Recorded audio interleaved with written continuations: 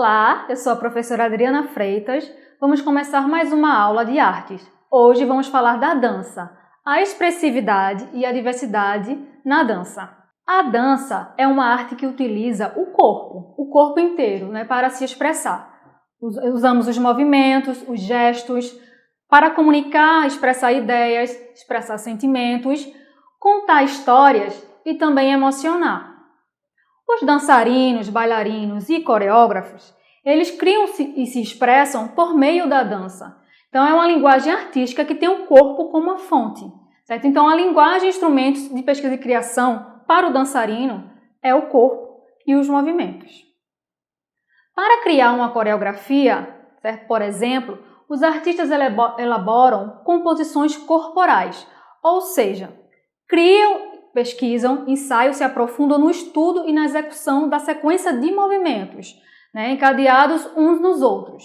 Sua exploração artística baseia-se em qualidades de movimento como intensidade, flexibilidade, mobilidade, velocidade, transferência de peso, deslocamentos, pausas, o tempo também, o espaço em que ele vai dançar, o tempo que ele vai levar, a velocidade dos seus gestos e entre outras coisas. A interação entre os bailarinos e o trabalho em equipe também é fundamental para a dança. E muitas vezes, esses artistas ainda desafiam os limites do corpo para executar movimentos belos, diferentes e também ousados. Aí na imagem vocês podem observar o grupo Mozambo em uma apresentação artística. A dança e seus primeiros registros. Os primeiros registros referentes à dança e à música datam do Paleolítico Superior. O Paleolítico Superior é mais ou menos de 75.000 a 15.000 a.C., quando o homem se comunicava por meio delas, pelo da dança das expressões corporais. Ele estabelecia assim a interação social e, consequentemente, a formação de uma sociedade estruturada. Acredita-se que o que motivou o homem a dançar foi a necessidade de liberação da sua vida interior. Esses sentimentos estão intimamente ligados às necessidades básicas do homem primitivo, como o amparo, o abrigo, o alimento, a defesa, a conquista, também a procriação e a saúde. Então, são as necessidades básicas do homem primitivo que vai estimulá-lo a dançar. Supõe-se, através de registros ainda em número pouco significativo, não tem um grande número de registros, que a dança no Paleolítico era um ato ritual. Lembrando que nesse período o homem primitivo ele era politeísta. O que seria o politeísmo? É a crença em vários deuses. O homem primitivo ele acreditava em vários deuses e suas danças tinham esse poder também ritual. Os povos primitivos dançavam inúmeros motivos. Então, poderia ser pela caça, pela colheita, a guerra e também rituais para os seus deuses. Como eu falei, que eles eram politeístas, então eles faziam também danças rituais em homenagem aos seus deuses.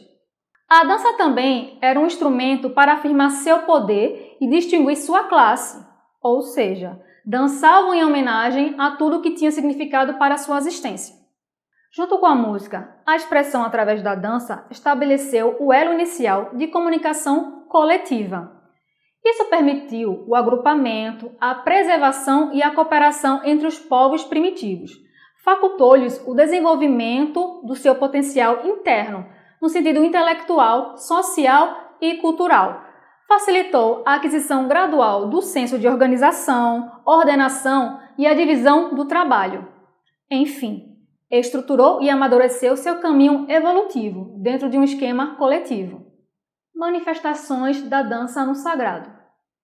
A primeira grande cultura a deixar mostras da importância da música e da dança em sua sociedade foi o Egito Antigo. Durante todos os tipos de celebrações, como festivais, festas religiosas e até funerais, a dança e a música eram práticas bastante difundidas.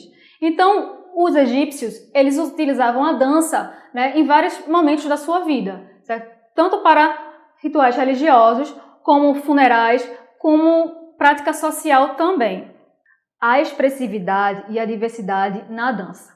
Como vocês podem observar aí na tela, tem uma imagem de uns dançarinos do Egito Antigo, né? Porque nesse período a dança tinha um caráter sagrado e era praticada em algumas ocasiões, como na entronização de um rei, por exemplo, ou durante alguns banquetes, era comum a dança. Há indícios que a dança egípcia pode ter sido influenciada pela tradição núbia, popular em Roma durante os tempos do Império. Sua invenção era atribuída a Bés, um deus anão originário da Núbia, que usava pele de leopardo. Mas acredita-se que quem ditava as normas da dança era a deusa Hathor, uma deusa representada por uma vaca que carregava um disco solar entre os chifres, ou também por uma mulher com cabeça de vaca portando um disco solar. Hathor foi uma deusa muito cultuada no Egito Antigo. A expressividade e diversidade na dança. Como vocês podem observar aí nessa imagem, existe a foto de dançarinos do culto de Osíris, que era o principal centro do Egito que ficava em Ábidos. O principal centro do culto de Osíris ficava em Ábidos. Ali, todos os anos, antecedendo a época da cheia do rio Nilo, realizava-se um festival que dramatizava um mito diante de milhares de fiéis. A dança egípcia parece ter sido de coreografia complexa. Não era fácil a dança no Egito. Então, semelhante ao balé moderno, com piruetas e movimentos próximos à ginástica.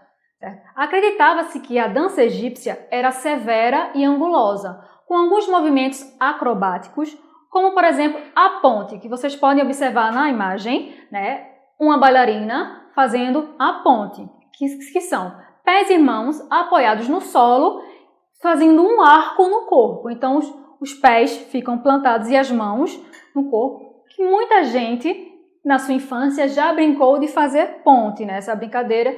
Muitos começavam se apoiando na parede até fazer essa ponte, que vocês veem o desenho aí na imagem, ou os mais ousados já abaixavam em ponte sem ajuda da parede. Então já é uma dança bastante utilizada, um gesto bastante utilizado na dança egípcia.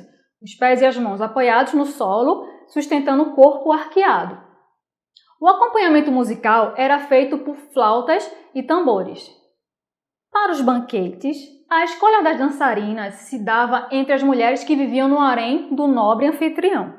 Há indícios que bailarinos profissionais também eram encontrados para essas ocasiões.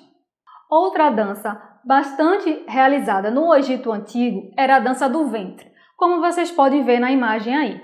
A dança do ventre era realizada por sacerdotisas treinadas desde meninas para servirem como canal da deusa Hathor nos rituais religiosos e era somente em templos. Então, a dança do ventre não era realizada em qualquer ocasião, nem em qualquer lugar. Era realizada nos templos. Mas aí, com o passar do tempo, começou a fazer parte das grandes solenidades públicas do palácio. A princípio, era um ritual religioso que homenageava a deusa Hathor, apresentada nos templos religiosos. Mas, com o passar do tempo, ela começou a se apresentar também nos palácios, que faziam com que ela fosse se popularizando. Então, a dança do ventre ela foi se popularizando a partir do momento que ela saiu dos templos e teve apresentações públicas nos palácios. Aí, a dança do ventre ela começou no Egito Antigo, mas ainda hoje a gente já ouve falar e ela se expandiu por todo o mundo, certo? Foi aí com a invasão árabe muçulmana, no século VII, que ocorreu uma miscigenação de culturas e raças. O que seria a miscigenação? Justamente é a mistura entre uma raça e outra, certo? Entre uma cultura e outra, que se espalhou pelo mundo e transformou a arte, a dança do ventre, numa dança mais conhecida, mais popular. Ela ganhou características diferentes em cada região que chegava. Em sua expansão pelo mundo, a dança do ventre sofreu ao longo dos tempos diversas influências, acumulando em cada região diferentes interpretações e significados.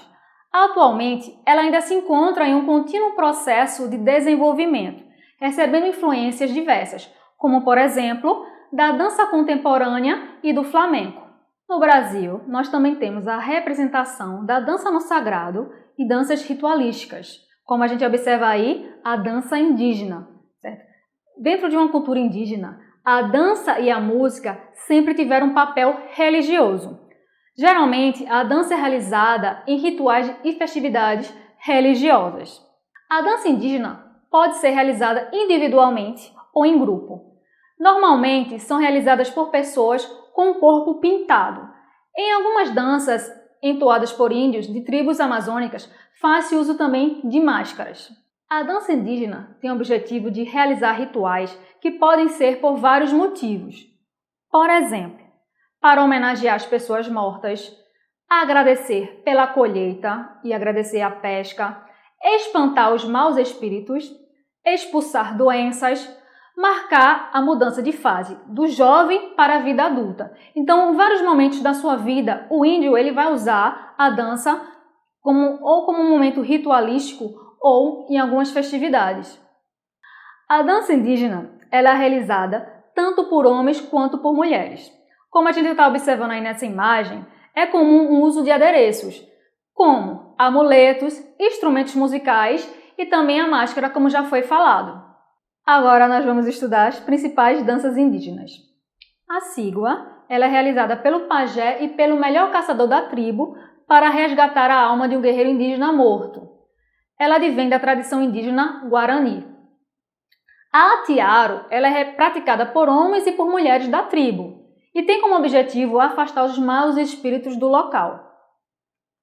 O toré ela é entoada em várias tribos. Geralmente é feita em círculos por todos os da tribo, ao ar livre, com passos definidos pela batida de um chocalho feito de cabaça e de pedras. Temos também o cuarupi, dança típica de povos do Alto do Xingu, certo? É dançado por todos os membros da tribo, visa fazer uma homenagem aos membros que já morreram.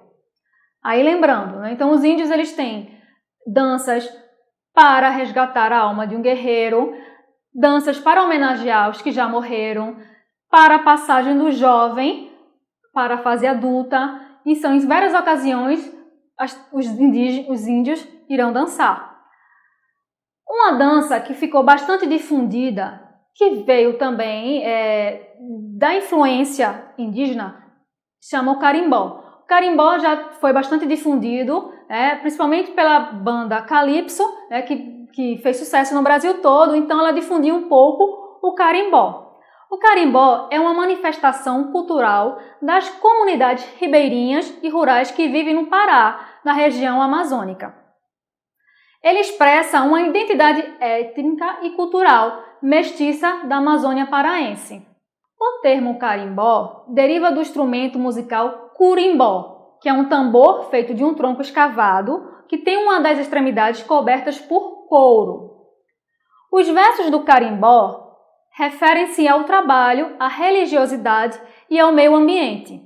Há letras que se referem a seres lendários do imaginário local, como a iara, a cobra grande, o curupira e o boto.